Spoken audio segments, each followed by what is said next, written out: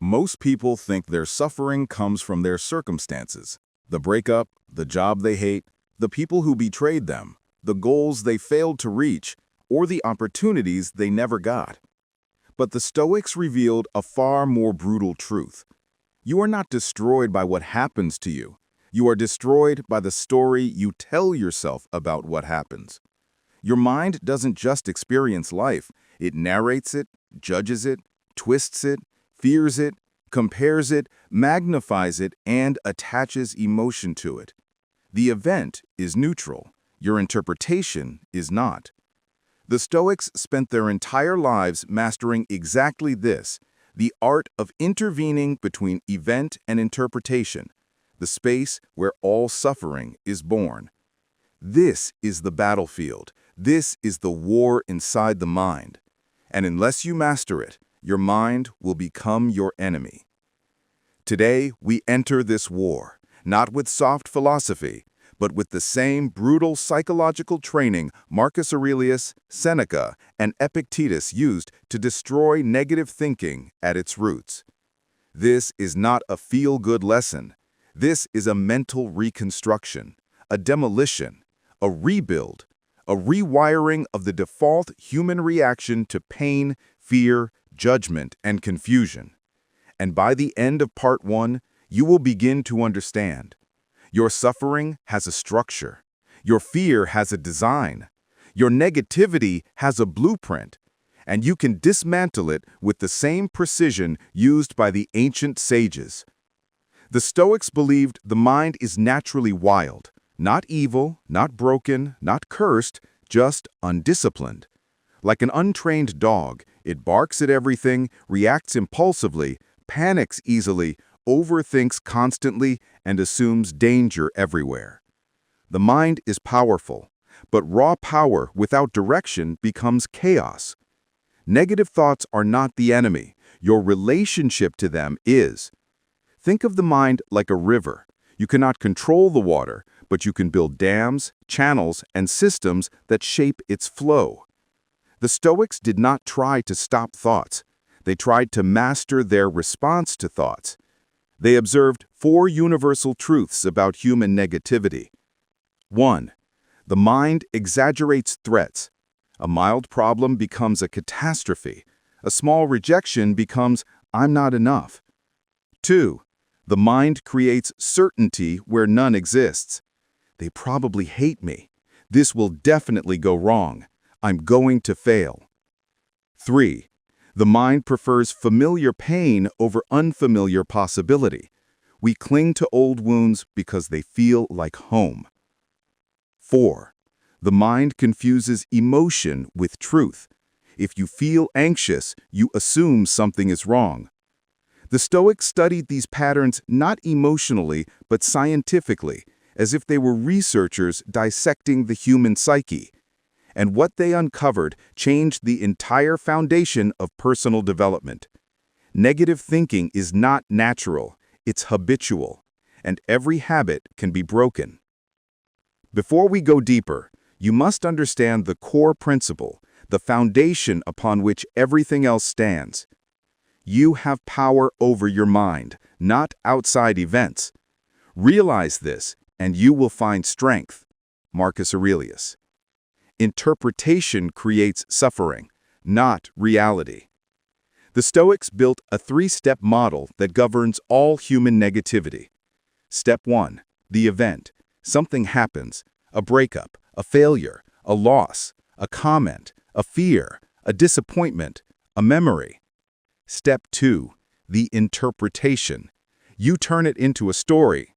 I wasn't enough. I'm falling behind. My life is going nowhere. I'll never recover. Step 3. The emotion. You start feeling what the story created. Sadness, fear, anger, shame, regret, self-hate. The Stoics realized something revolutionary. You cannot erase step 1. You can completely rewrite step 2, and that changes step 3. In other words, you don't fight emotions directly, you attack the story that created them. This is the Stoic weapon. This is the psychological sword. This is how negative thinking dies. Epictetus explained that between stimulus and response, between life and reaction, there is a hidden space, a pause, a moment of choice. Most people never see it. The Stoics trained their minds to live inside it. This is where you dismantle negativity.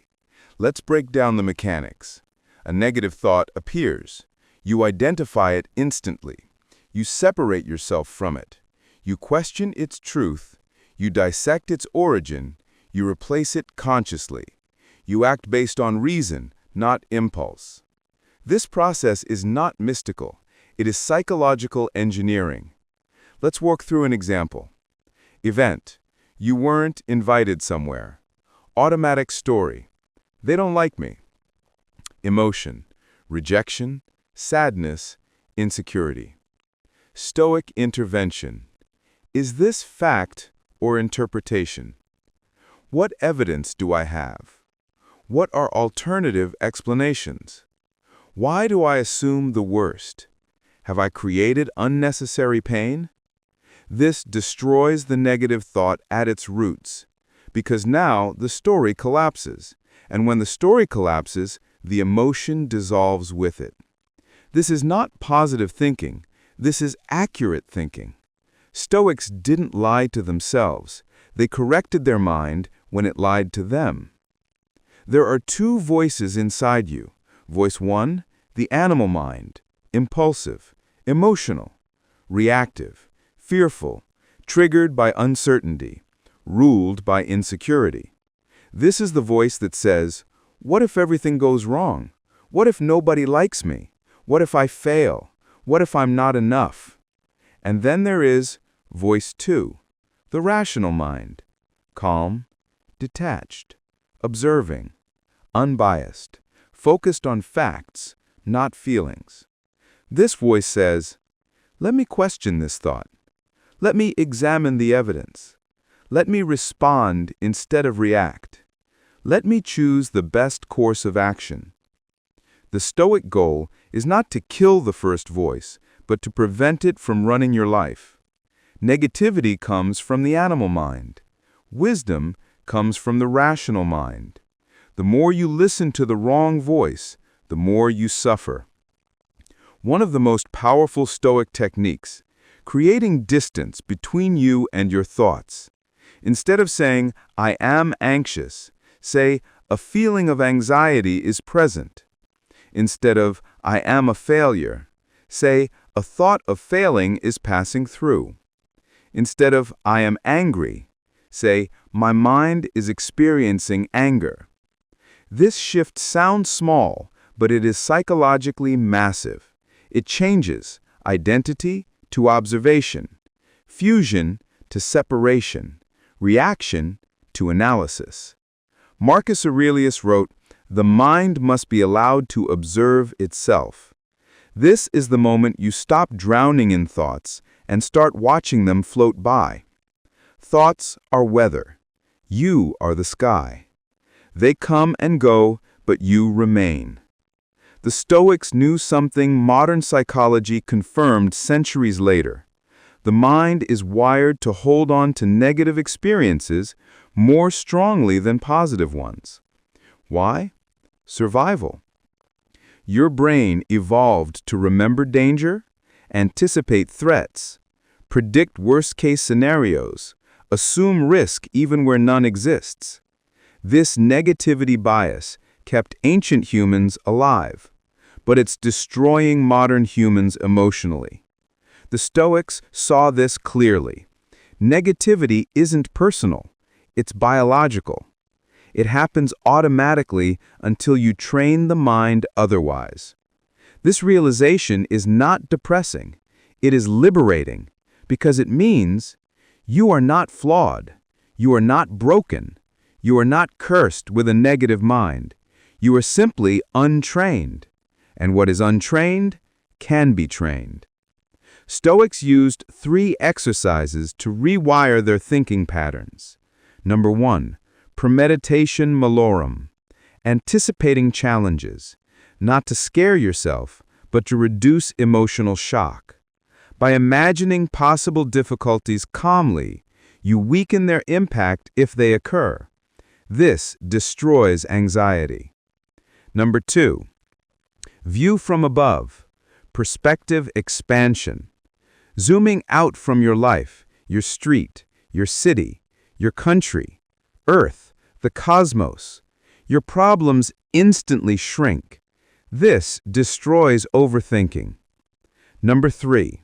Voluntary discomfort. Controlled hardship, cold exposure, fasting, waking early, hard physical work, minimalism. These practices teach your mind, I can handle more than I think. This destroys fear. Negativity dies when confidence rises. Confidence rises when you challenge yourself deliberately.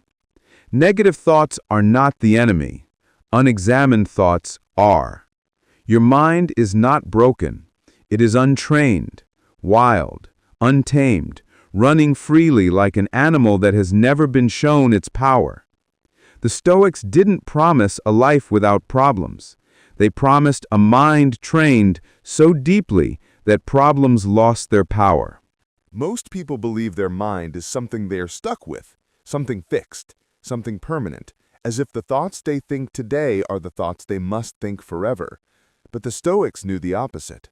The mind is clay, endlessly moldable, endlessly shapeable, endlessly rewritable. And part 2 is where that reshaping begins. Once the demolition of your old thought patterns is done, you must build a new psychological structure in its place. Because a mind without structure invites chaos, and chaos always leads back to the same negative loops you're trying to escape. Marcus Aurelius wrote to himself every night, not because he was weak, but because he understood the truth. The mind resets to its defaults unless you consciously reprogram it every single day. And so part 2 begins with the most brutal Stoic command. Take responsibility for your thoughts.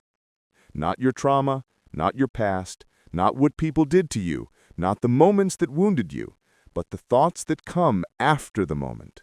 The ones you allow to live inside you long after the event has passed. The Stoics believe that you can't control the first impression, the initial sting of pain, the first wave of fear, the reflexive insecurity, but you have absolute control over the second impression, the interpretation that follows. That's the one that shapes your life. That's the one that builds your reality. And so we start by understanding that every thought is either a visitor or a resident. A visitor enters and leaves.